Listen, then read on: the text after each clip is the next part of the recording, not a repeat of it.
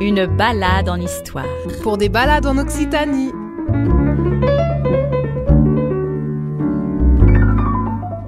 Il était une fois une Bastide amoureuse du jazz. Bonjour, moi c'est Claudine de l'Office du tourisme. Je vais vous accompagner pour cette visite en couleur de Marciac. Bonjour, eh bien moi Patricia Rebec, historienne en musicologie à Paris-Sorbonne.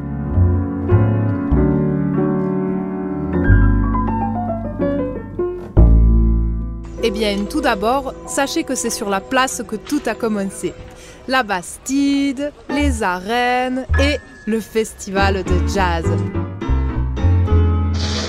Mais attention, au début, il n'y avait rien.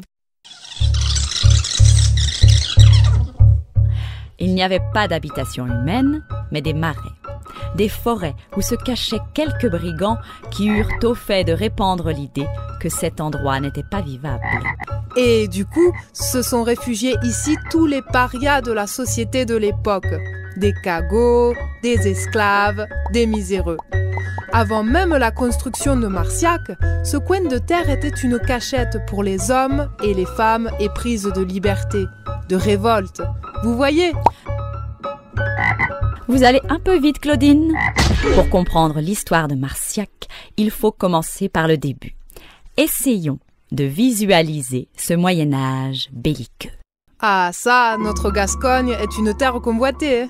Les seigneurs se disputent la moindre colline, s'accaparent les ponts et les gués sur le Bouès, tandis que les coupe-jarrets dévalisent carrosses, charrettes et voyageurs. Oui, au nord, l'abbaye de la Casse-Dieu. L'abbé gagne peu à peu en influence grâce à de copieuses donations. Au sud, le castel de Montlezun est aux mains d'un seigneur jaloux et violent, le comte de Pardillac. On croit savoir que les deux se détestaient copieusement. Mais l'histoire aime les virages. Philippe le Bel, roi de France, tente d'asseoir son pouvoir sur des terres qui appartiennent depuis peu à son royaume. Il enjoint Guichard de Marciac, alors sénéchal de Toulouse, d'intervenir. Et en août 1298, l'abbé et le châtelain signent ensemble, dans la joie et l'allégresse, un acte de paréage. Ah, un paréage est une association de prospérité et de non-agression. Pour mettre fin au brigandage qui les affaiblissait tous les trois, le pacte comportait de construire ensemble une bastide royale. Imaginez en 1298 l'édification de Marciac. Des centaines d'artisans de toutes les professions. Tailleurs de pierre, menuisiers, charpentiers, bâtisseurs, plombiers. Il y avait des plombiers, non ? Merci Claudine. D'abord, des caillasses seront acheminées et entassées pour assécher ces terrains marécageux. Puis pierre après pierre, un monde se construit au rythme des murailles qui s'élèvent lentement. À l'intérieur des fortifications de la nouvelle ville, chaque rue est conçue sur un plan géométrique selon le modèle gascon. 7 siècles plus tard, la Bastide imposée par Guichard de Marciac n'a pratiquement pas changé. Oui, enfin, vous avez oublié de parler des couvents et nos jolies maisons à colombages. Et notre place centrale, la plus grande de toutes les Bastides des Midi-Pyrénées. Elle accueillait autrefois une belle halle. Maintenant, elle accueille chaque été le festival de jazz. De la halle, il ne reste que l'emplacement de ses piliers de pierre.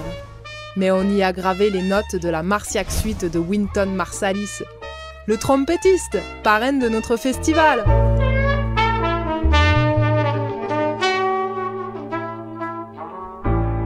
Claudine, je ne sais pas tout, mais d'après ce qu'on m'a dit, le festival ne s'est pas toujours tenu sous le grand chapiteau de 6000 places que l'on connaît aujourd'hui.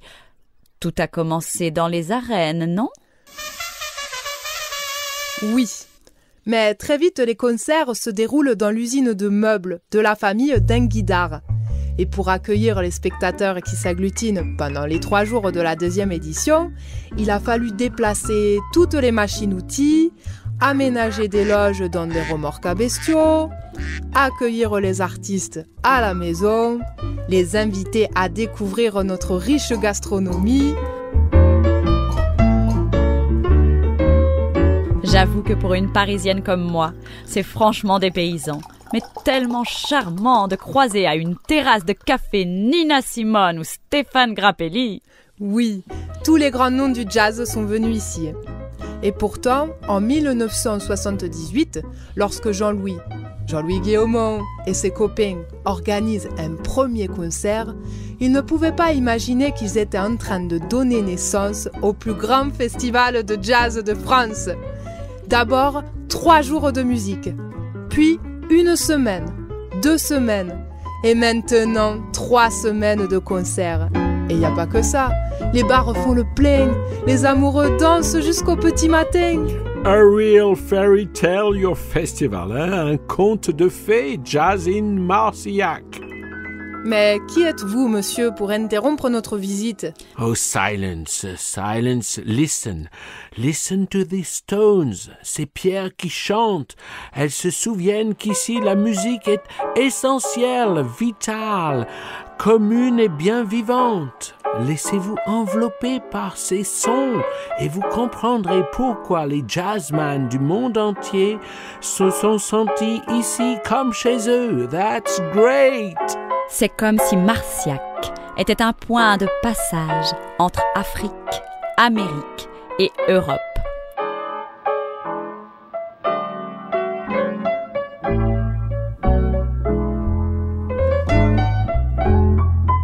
Marcillac, New Orleans et Cotonou ne faisaient plus qu'un, reliés par un sentiment d'appartenance au même pays, au même blue sky, au même ciel indigo, à la même note bleue.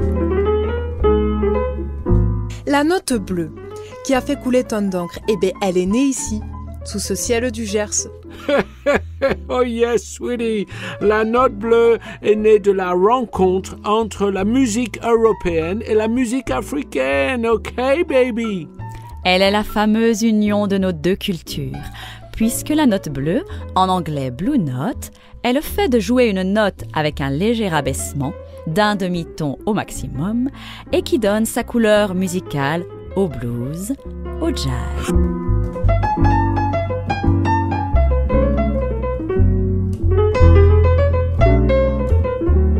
N'importe quoi! La note bleue, c'est le chant des loups qui hurlent à la lune chaque fois qu'elle est pleine. Ils hurlent pour que l'astre blanc leur rende leur ombre. Trompette en main, ils soufflent chaque nuit dans leur instrument cuivré pour raconter leur souffrance. Qui parcourt la Bastille d'un soir du festival comprendra que Marciac est un écrin pour accueillir la note bleue. La note bleue se cache dans le cœur de chacun. Elle chante et nous fait vibrer comme aucune autre. Cet endroit n'a finalement pas changé. Marciac est un refuge, un havre de paix pour les déracinés de la vie. Autrefois pour cagots, parias et autres pestiférés. Aujourd'hui pour poètes et citoyens du monde, aspirant à une vie différente.